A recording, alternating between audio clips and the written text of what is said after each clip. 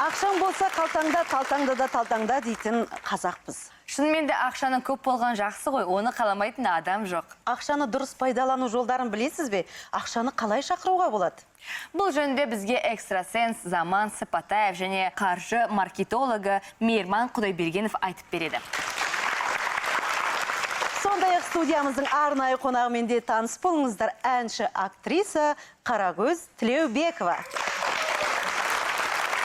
Саламатсыздар ма? Қош келдіңіздер. Бүгінгі тақырыбымыз ерекше. Қарагөз, сен өзің ақшаны қалай шақырасың? Сен шақыру жолдарын білесің ба? Сондай бір өзің бір үрдістерің болса бөліссең бізбен. Ондай шақыратынды енді білмеймін, шақырат деп жаңа кейбіреулері талисман оқытып атады, естігенім бар. Жаңа ақшаны оқытып сөйтіп жасатып атырады, бірақ енді ондайым жоқ. Енді ақшаны оқытып қойып, не болмаса жаңа шақырат деп жата берсең ешкім бермейді ғой. Сондықтан біріншіден жұмыс істеу керек.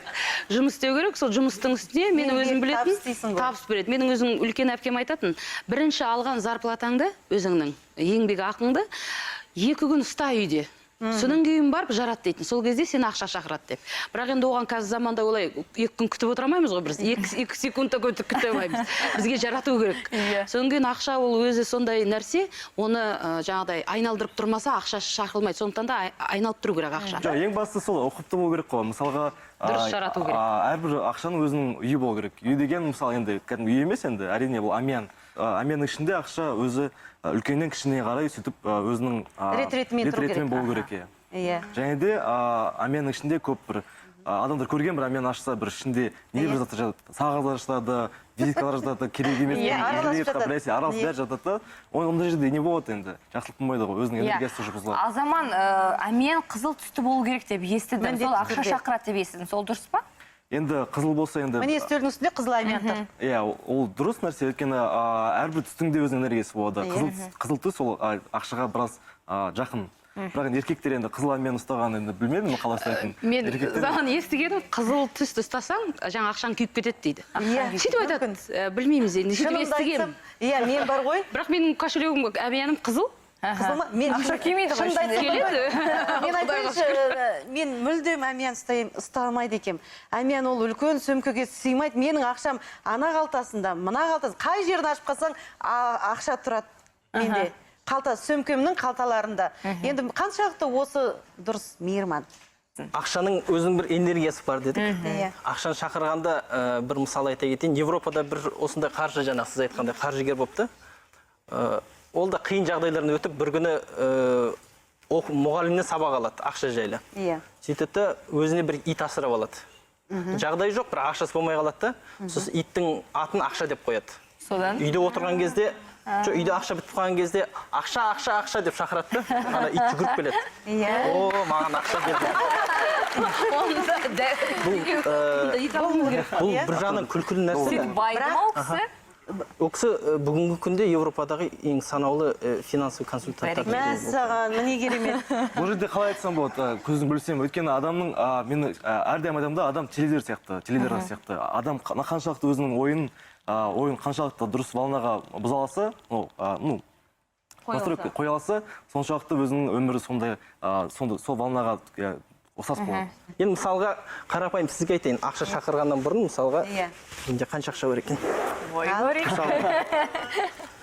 Мынау сізге ақша? Маған? Сіз жаңа ақша шақырдыңыз ғой? 30 мың теңгем бар міне. Енді мына 3 кісі отыр да? Сіз осы 3 кісінің қайсына ақшаңызды сеніп бере аласыз мысалға? Мен үшеуіңіздің ішіңізден Қарагөз ханымды ұзақ білем. Сондықтан да Қарагөз ханымға осы ақшаны... Өлдің онда, өлдің. Жоқ қой ол уже, жоқ. 30 мың, саған 30 мыңға 30 мың керек. А 30 мыңды 0 болып қалады ғой. Менің ойымша үш адамға бөліп берген дұрыс еді ғой деймін. Жоқ, біреу күйіп кетсе, біреу аман қалар ба? Бұрышта. Бір шетінен дұрыс айтып отырған сияқты. Өйткені білет, менден ақша келетін. Ертең 30 мыңын мен үстіне, оның үстіне 40 мың қосып беруі мүмкін. Енді ақшаның басқа бір қызық бір жағы бар. Сіз неге қарақатқа беріп отырсыз? Өйткені Қарагөзге. Қарагөз Қазақстанда танымал бір деңгейі бар кісі. Ол сахнаға шыққан кезде жаңа 30 мың теңге емес, 30 мың долларды алып кете алады. Өйткені ол кісінің кредит довериесі бар. Сол себептен сіз соған сенесіз. Өйткені ол танымал кісі. Енді қараңыз, алдыңызда 2 здания тұрады да, екеуі де жылтырлаған. Біреуінде банк деп жазып тұр, біреуінде банк емес, офис деп жазып тұр. сіз қолыңызда ақшаңыз бар, кімге бересіз? Енді әрине банкке беремін, банкке саламын. Міне ол қарапайым мысал сияқты. Ана банк здание қойып қойғанда ішінде ақша жоқ, банк деп жазып қойған. Сонда ана екі зданияның қайсысы ақша шақырады? Банк жазуы бар ақша шақырады. Егер ол не деген сөз? Демек ақша адамның рухани деңгейінің несі, теңдігі. Егер адам өз-өзін белгілі бір 100 мың теңгелік айлықтан ары қарай өте алмайтын болса, қаншалықты ақша шақыратын болса да, ол 100 мың теңгеден белгілі мөлшерін бір сақтай алмаса, энергиясын сақтау керек.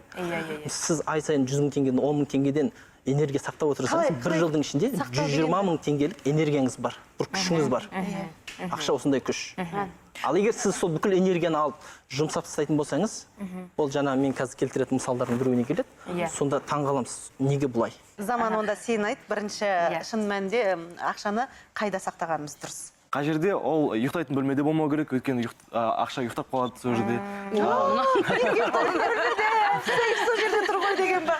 Сейф болса, әрине, егер де өзінің орны болса, өзінің бұрышы болса, онда ол басқа мәселе. Сонда қай бөлмеде сақтаймыз? Қонақ бөлмеде демешті ғой? Ең жақсысы ол өзіңіз жұмыс істейтін бөлмеде. Өзің рабочий стол болады ғой, жұмыс істейтін бөлме. Сол жақта сол өзінің бұрышы бөлмеңіз болса, болса, жаңағы залдың бұрышында жұмыс істейтін бұрышыңызда болады. Мен сол жерге ақшаны сақтаймын. Өте дұрыс сонда. Ал енді Мейірман, негізі бір айлық тапқан жалақымызды қалай үнемдеп жұмсай аламыз, жеткізе аламыз? Ақшаға мұқтаж болмас үшін қысқаша бір формула кетеді, модель счет дейді. Осыны кішкене меңгеріп алуға тырысу керек, және осыған тырысу керек. Әуелі қарыздарымызды жабуға тырысу керек. Осы 100 мың теңгеміздің 10%-ын өзімізге жеке счет ашып, өзіміздің келешегіміз үшін сақтау керек. 10 мың теңге. Одан кейін 10%-і бұл той думан сауық кештерге және андай-мұндай алуға. Біздің жетістікке жетуіміздегі жолымыздағы ең көп бізге сол тілеуіміз тілейтін әке мен шеше. Осы 100 мың теңгенің 10%-ын бұны қайырымдылық деуге де болады. Немесе садақа деуге де болады. Әкеңіз бен шешеңізге. Егер үйленген болсамыз, 10 мың теңгеңіз екіге бөлесіз. 5 мың теңгесі әйеліңізге, әйеліңіз әке-шешесіне, 5 мың теңге өзіңіздің әке-шешеңізге. Қалған 70 мың теңгені екіге бөлесіз. Өзіңіздің жеке счетыңыз болады. Жеке счет 45% және 55% өзіңіздің компанияңыз болады. Енді мен сізге айта кетейін, айлықты меңгерудегі бір нәрсе, мынау менің атым Қожан көрдіңіздер ғой. Сол кезде айнаға отырып алады да, Қожа сен бұдан кейін осындай боласың, үйтесің, бүйтесің, ана жерін жазасың, тапқан 100 мың теңгені 10 мың теңгесіне саласың деген сияқты. Әр адам тапқан өзінің айлығының өзіне өзі қожайын болады. 100 мың теңгеге сіз компаниядан алдыңыз ғой, үйге алып келдіңіз. Үйге алып кетесіз, Мейірман дейсіз.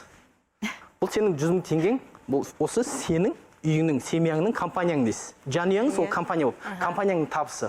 Осының ішіндегі 45%, 100 мың теңгенің 45%, енді қанша 45 мың теңге, осыған сен күн көруге тырысасың дейсің. Сен отырасың айтасың, жоқ ол мүмкін емес.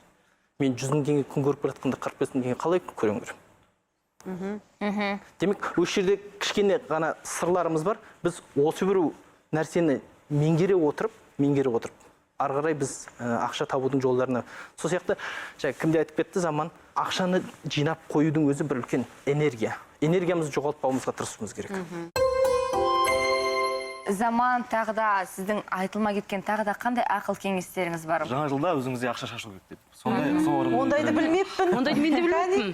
Керемет нәрсе. Онда біз қазір жаңа жыл деп есептейік та, өзімізге өзіміз тиын шашып көрейік. Жаңа жыл тағда мысалға кіреберістен бастап тиындардан линолеум астына ма, көрпені кілемнің астына ма сөйтіп жол жасау керек өзіңіздің үйіңізде. Ақша тұратын жерге сөйтіп жол жасап, ақшаның өзінің жолын көрсету керек. Қайда келу керек? Ол қандай тиындар болу керек? Кез келген тиын болу керек пе? Бұл ырымға оған қатысы жоқ, оны қандай болса, алтын болсын, күміс болсын. Енді 1 теңгеден бастап? Кілемнің астында болса, оны алтын тиын болса жақсы болушы. 5 тиын ба.